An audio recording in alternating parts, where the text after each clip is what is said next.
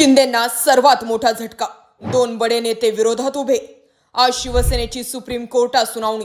दुसरीकडे शिंदेंचे दोन बडे नेते एकमेकांविरोधात उभे। शिंदेंभोवती भाजपनं वेढा दिला। शिंदेंचे नगरसेवक दिल्लीत।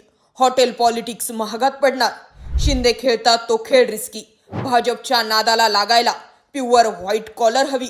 नेमकं गडाला का? एकनाथ शिंदे हे सगळे राज्याच्या राजकारणातील केंद्रबिंदू ठरले। एकनाथ शिंदे काय करतील, एकनाथ शिंदेंचं काय होईल आणि एकनाथ शिंदेंभोवती लागलेला प्रश्नचिन्ह।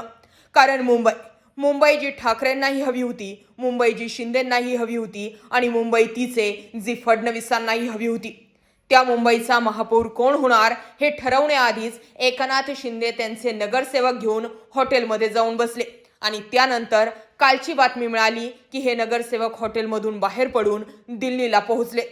आता जे काही होणार ते अमित शहांसमोरच होणार अशा चर्चा होऊ लागलेल्या आहेत। आता या सगळ्या गोष्टींमध्ये धाराशिव जिल्हा परिषदेच्या निवडणुकीत एकनाथ शिंदे यांच्या शिवसेनेतच दोन गट पडल्याचं चित्र आहे। भाजप शिवसेना युतीवरून आता थेट शिवसेना नेत्यांमध्येच गटबाजी सुरू झाली आहे। धाराशिव येथे तानाजी सावंत यांनी घेतलेल्या बैठकीकडे धाराशिव शिवसेना निरीक्षक राजन साळवी आणि पालकमंत्र्यांनी पाठ फिरवली।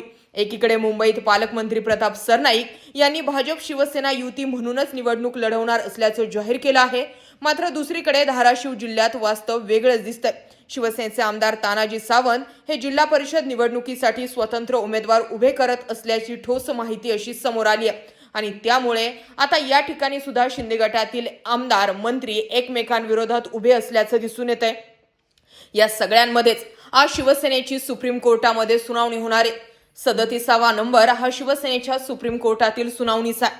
सुनावणी होईल नाही होईल यापेक्षा महत्त्वाचं आहे की जर आज यथाकदाची सुनावणी होतीये आणि ओरिजिनल शिवसेना कुणाची यावरती जर शिक्का लागणार असेल आणि जर ठाकरेंच्या बाजूने निर्णय जातोय तर एकनाथ शिंदेंची शिवसेना एकतर ठाकरेंच्या पक्षात विलीन करावा लागेल किंवा मग स्वतंत्र गट बाहेर पडून भाजपात विलीन व्हावं लागेल। अर्थात सुप्रीम कोर्टातील सुनावणीकडे जर आणि तर या अँगलने बघितलं जातंय। मात्र आज जर विचार करायचा जर ठरला तर ठाकरेंची शिवसेना आहे यासाठी सबळ असे पुरावेत। मात्र शिंदेंनी सुद्धा मागच्या 1-2 वर्षांमध्ये जी कामगिरी करून आमदार नगरसेवक निवडून आणलेत त्यावरती शिंदे सुद्धा दावा करू शकतात। आता ओरिजिनल धनुष्यबाण कुणाचा आणि ओरिजिनल शिवसेना कुणाची हे सगळं काही सुप्रीम कोर्टच ठरवणार आहे। त्यामुळे आजच्या या सुनावणीकडे पाहणं महत्त्वाचं ठरतंय। पण यदाकदाचित जर सुनावणी फिरली तर ठाकरे पुन्हा किंगमेकरच्या भूमिकेत येऊ शकतात। तिसरीकडे विचार करायचा जर ठरला तर शिंदेंभोवती भाजपनं वेढा दिलाय।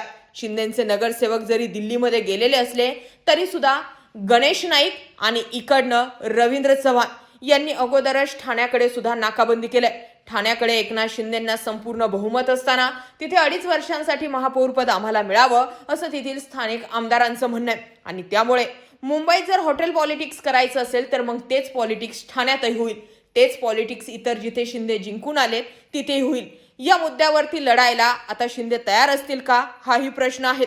सध्याचा बारीक सारीक विचार करायचा जर ठरला तर 2022ला बंड केल्यानंतर ज्या एकनाथ शिंदेंचा बंड यशस्वी होण्यामागे ज्या हायकमांडचा किंवा ज्या अदृश्य शक्तीचा हात होता, आता त्याच अदृश्य शक्ती विरोधात एकनाथ शिंदे लढू पाहतायत आणि त्यामुळेच शिंदे खेळतायत तो डाव आणि खेळ दोन्हीही रिस्की आहे। आता भाजपच्या नादाला लागलेच आहेत तर भाजपच्या नादाला लागायला माणसाची प्युअर व्हाईट कॉलर हवी। म्हणजे ना तुमचे कुठल्या घोटाळ्यामध्ये नाव पाहिजे, ना तुम्ही कुठे टक्केवारी खाल्लेली पाहिजे, ना तुम्ही कुठे भ्रष्टाचार केलेले पाहिजे, ना तुमच्यावरती कुठल्याही घोटाळ्यांचे आरोप पाहिजे।